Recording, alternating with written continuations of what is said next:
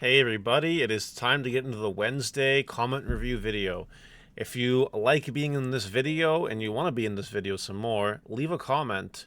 My Java update's available. In case anyone was wondering about that. If anyone really cared about my Java update, it's available. It's there. Anyway, if you want to be in this video, leave a comment, you might get in. Got some good ones today. Got a little bit of discussion to be had. So sit down, relax, enjoy, like, comment, subscribe. Start here with Seeker Gibbsy. Got that lottery Z'd in my last box 2.0. Across all my blocks, I managed every alt for the Millennium deck. I know the deck isn't spectacular, but I think I want to make the deck purely because I have the bling. This is a trap that we've all done before. I have definitely in other card games before. Holy moly, everyone wants me right now. I've definitely in other card games before. I like pulled the max rarity stuff and then have built the deck for fun. I've definitely done that. Have fun. Enjoy it. Linemon's not that bad, right? Scoop92. Why was Ryugamon up in price anyways? Is it any good in the meta? It's because it's seeing play in all these water decks, all these blue decks, Galaxy, basically. It's there, it's seeing play, it's good, we move on. The bad guy, Temp23. Kazuhamon has already increased in price in Europe, and 2.5 isn't even out. I don't know what 2.5 has to do with it. Maybe scrambles is what he's referring to. I don't know. But yeah, hype happens. Kazuhamon, same here. We don't have the scrambles yet, but the card's already going up because you're going to need it. So yeah, it's just the way that card game markets go. Hype happens, cards go up, it's all good. Lasersification, I guess. As someone that's in Chicago and has seen the pictures from friends, it's embarrassingly bad. No 2.0, no BT16, no EX06. Only sets they have in stock are BT17 and EX07 at more than I buy them for my LGS. Sad.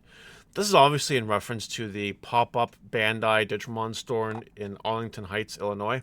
And I made a video about this, obviously, as this comment is here, saying that they have the potential to do something really cool with this. It could be done right, and it's a big win the Bandai's even doing this in the first place. Now, this is probably the worst case scenario, right? Having overpriced packs for starters is no good.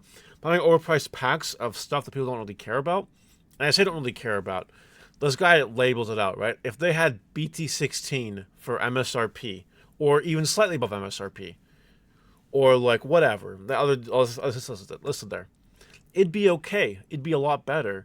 But like, just the stuff that you can get a dime a dozen anyway. That seems like an incredible waste of time and resources, in my opinion. I think people will go there for the accessories and whatnot more than anything else at this point in time. They had the chance to do something really cool. I am left disappointed. It's a sad, sad time. Wally Kidna. Very cool. Chicago's an interesting choice. Bring it to NYC. We have a dense community here. They will make bank. I believe that. New York City needs more Digimon love in general. And it's a huge place. Isn't New York City where the Pokemon Center is? Like, that seems like a great place for a Bandai store. I don't know why they don't do that, but yeah. Eric V. Bandai should just make pop-up shops for all their games to be sold there, not just the Digimon store or One Piece store. I actually agree with this. You would get in more business because once your Digimon players come in and realize that they only have BT17 EX07, the pump and dump is over, right? I'm sure the pop-up store is getting less and less traction as the days go on. Obviously, I'm not there. I can't say for certain. But from what I'm seeing and what people have told me that live in the area, day one, pretty poppin'. But now, even today, less poppin', right? Because there's nothing there for people to get. Like, it's just, they should have more things. But having more stuff there at, like, no extra cost, because it's a pop-up store anyway, just make a shelf for One Piece and Union Arena and DBS and Battle Spirits, I guess. That game's not dead, right? Right?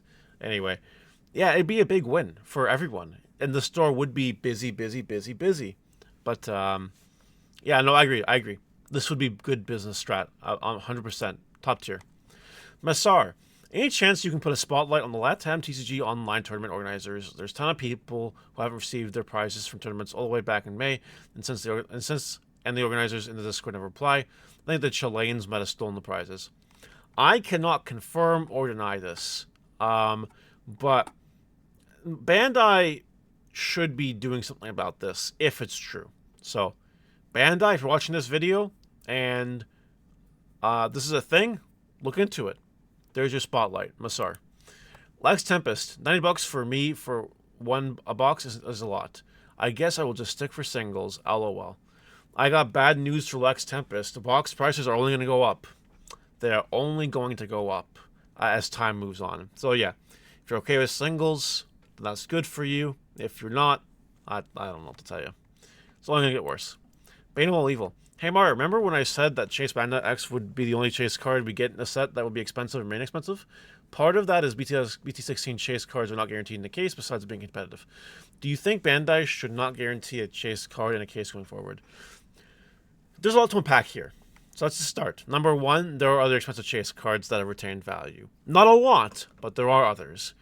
Starter Deck Metal Garurumon Ace comes to mind off the top of my head, and there are others. Two, I do believe there should be at least a lottery card per case. I'm fully on board with that. Now, people swear up and down that there was a lottery card in every case of 2.0. But I have proof to tell you, literal live stream proof to tell you that that is not the case. There were cases opened all over the place with no lottery cards. But I think it'd be a big win if every case did have a lottery card. I agree with that. That would be huge. It'd make people happy to buy a case. It'd feel like a reward at the end of the tunnel, you know what I mean? But that might be too much to ask. But it really isn't, because they can just do it. It's not hard. So, I don't know. I agree that there should be lottery cards all over the place. And that's my opinion on that. Shelby Raymond. My wife and I rented several properties out for several years. My advice is to not skimp on the rent. We tried charging cheap rent and none of the renters took care of the property. Take into account that people tend to care for that which they pay more money for better. Once we upped the rent, the property started being left in better condition as we found we had to pay for less damages. This has nothing to do with card games. I just really like this comment because this is a really fucking cool comment. And yes, this is true. When you have cheaper rent, okay, let's go with the reverse. When you have higher rent, you start to price gap certain demographics out of the possibility of renting the apartment or wherever, the house or whatever. And when you do that, you're only getting people that make real money.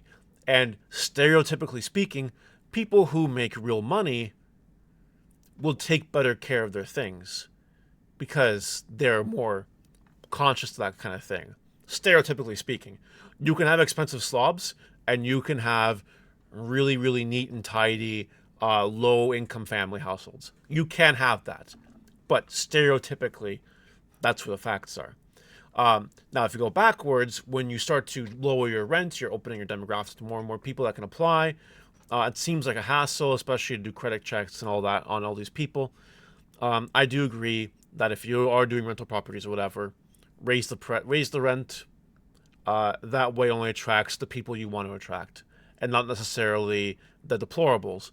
Not saying that anyone that pays low rent is a deplorable, and some people are just in unfortunate situations, but it is what it is. The stereotypes speak for themselves, and I know plenty of landlord people that just, I've heard horror stories. Horror stories. So, it is what it is. Next, Virgineers. I like the idea of card rotation for Digimon to fix problems, but realistically they should clear the ban list at unification, make a large new one so we can kind of reset it. I think there are... I've gone back and forth on this idea, as you guys know, but I think the game is too far gone to where the ban list would have to be nuclear.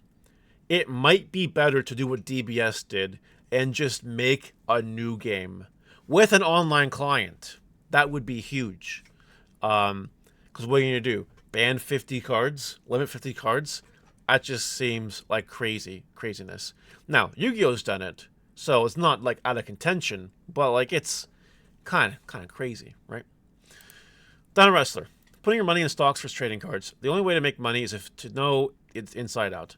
If your interest isn't there, you're not go as deep, and you gotta be in deep and know what you at. Is that a giggity? Is that an Ayo? Slowly is key. I think we just keep going. You won't lose with something that people always need, like rentals, as long as you don't rent to trash people. I didn't read that part when I put this comment there. It really reiterates what I just said like 2 minutes ago.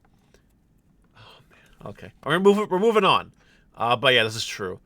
If you're interested in something, you'll take it more seriously. You'll be more successful at it. TLDR. King Vike, finally, we indeed got a deck profile from Mario from Mario's Gaming World. It's true, and I hope you enjoyed that Loose deck profile. We have the Go Dot 96. Dead or Alive also Satan mode. Is true. You can do that. I saw a few comments about that. Not worth it to me. But if you want to do that, go for it. And lastly, Mario, what do you do if they stick a can't play Digimon by effects floodgate? Hope you have enough memory to do something crazy and kill it. That is the best you can do. It's not impossible, but it is hard. So I'll leave it with that.